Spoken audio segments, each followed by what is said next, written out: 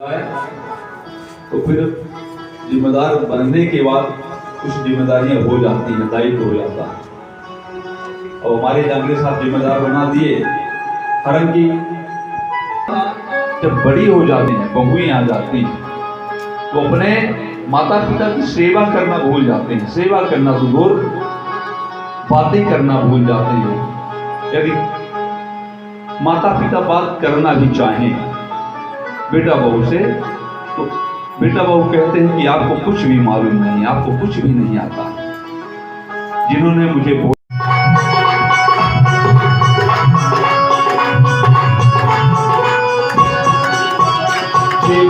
सिद्धेश्वराय सिद्धेश्वराय हरे हरे भोले नमः शिवाय। शिव सिद्धेश्वराय शिव सिद्धेश्वराय नमः शिवाय। हरे हरे भोले नमः शिवाय। ओम नमः शिवाय। ओम नमः शिवाय। हरे हरे भोले नमः शिवाय। हरे बोल।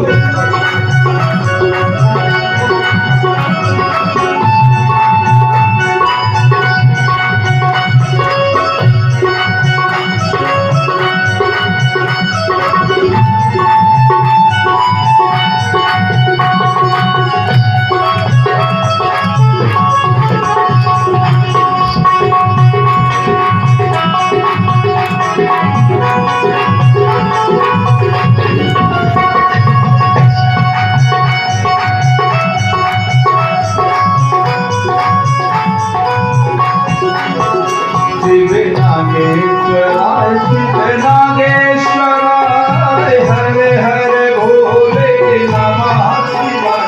शिव नागेश्वराय शिव नागेश्वराय हरे हरे भोले नमः शिवाय। नमः शिवाय। ओम नमः शिवाय। हरे हरे भोले नमः शिवाय।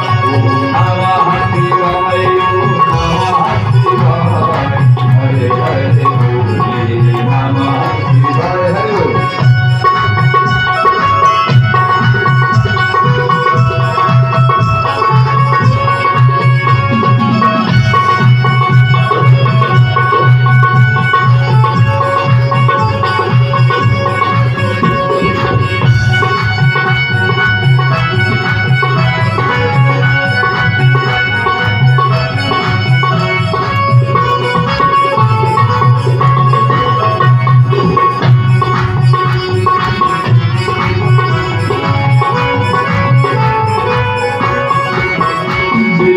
नंदीश्वराय शिव नंदीश्वराय हरे हरे भोले नमः शिवाय।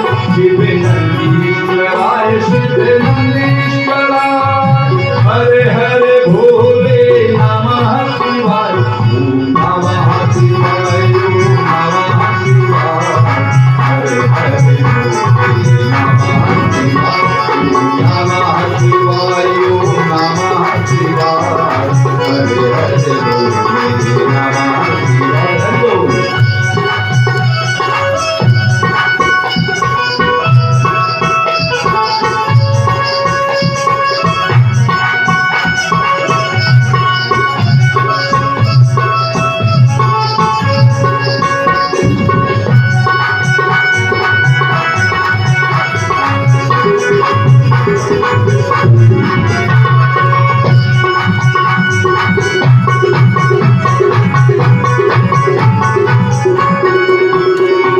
जटाधराय शिव जटाधराय हरे हरे भोले नमः शिवाय। शिव जटाधराय शिव जटाधराय। ये महाराज परीक्षित को आप पिला दीजिए।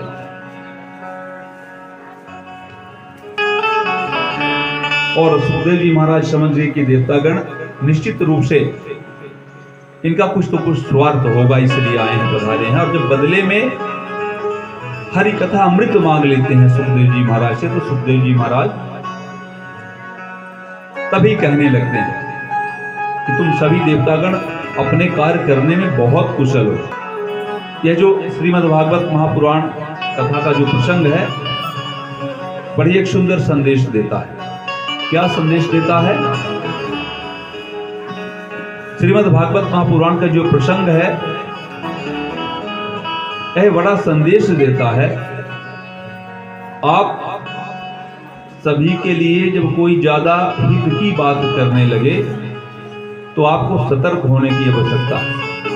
आपको समझ जाना चाहिए कि निश्चित रूप से सुखदेव जी महाराज कहते हैं कि कहां यह कांच का टुकड़ा और कहां यह हरि कथामृत हम नहीं दे सकते। जैसे ही देवतागण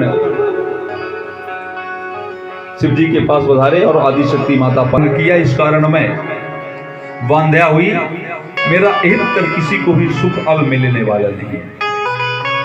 ब्रह्मा जी कहने लगे, उस समय क्रोध से पागल हो रही माता पार्वती ने कहा, हे देवों, आज से देवों की स्त्रियां बांझ हो जाएंगी। अग्नि से क्रोध कर कहा, हे अग्नि, तुमने शिव जी का वीर भक्षण किया है, आज से तुम सर्वपक्षी बनोगे और सदा पीड़ित रहोगे। ऐसा कहकर पार्वती अंदर प्रवेश कर गई। शिव जी ने अंदर जाकर आदिशक्ति माता पार्वती को समझाया। शिव जी ने माता पार्वती से क्या कहा? मैं पार्वती यह कहती हूं, देवो तुम अति दुख पाओगे। मेरे विहार को भंग किया तुम पुत्र देख नहीं पाओगे। जैसे मैं पुत्र विहीन हुई पत्नी बंधा हो जाएगी। यही कारण ही सभी देवता अन्नों का भोग अग्नि के द्वारा ही पाते हैं। जो हम सभी एक हवन का विधान करते हैं, क्या कहते हैं? पूजन के बाद हवन होता है। आचार्यगण घरों में आजादी मिल रही है। हवन इसलिए होता है, यह पार्वती मैया का देवताओं को श्राप है। माता पार्वती ने देवताओं को श्राप दिया था कि जिस प्रकार से आज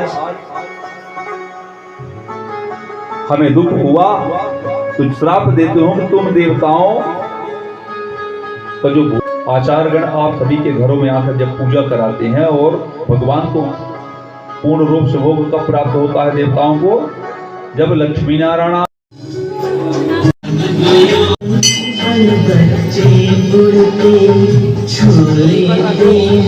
आज श्री सिद्धेश्वर धाम मंदिर में परम पूज्य आचार्य श्री गुरुजी पंडित सुनील तिवारी जी महाराज जी के द्वारा शिव महापुराण का जो कथावाचन चल रहा है, और उसी बीच आपने माता पिता का भी पूजन करवाया है।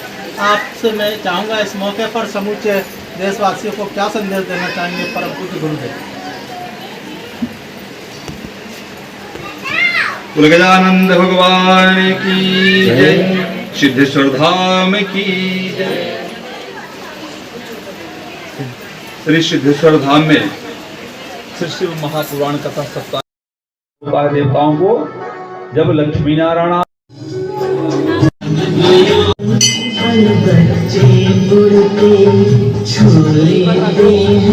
आज श्री सिद्धेश्वर धाम मंदिर में परम पूज्य आचार्य श्री गुरुजी पंडित सुनील तिवारी जी महाराज जी के द्वारा शिव महापुराण का जो कथावाचन चल रहा है, और उसी बीच आपने माता पिता का भी पूजन करवाया है। आपसे मैं चाहूँगा इस मौके पर समूचे देशवासियों को क्या संदेश देना चाहेंगे परम पूज्य गुरुदेव? गजानंद भगवान की जय, सिद्धेश्वर धाम की जय। श्री सिद्धेश्वर धाम में श्री शिव महापुराण कथा सप्ताह ज्ञान यज्ञ का आयोजन प्रारंभ था। आज विश्राम दिवस है कथा प्रसंग का।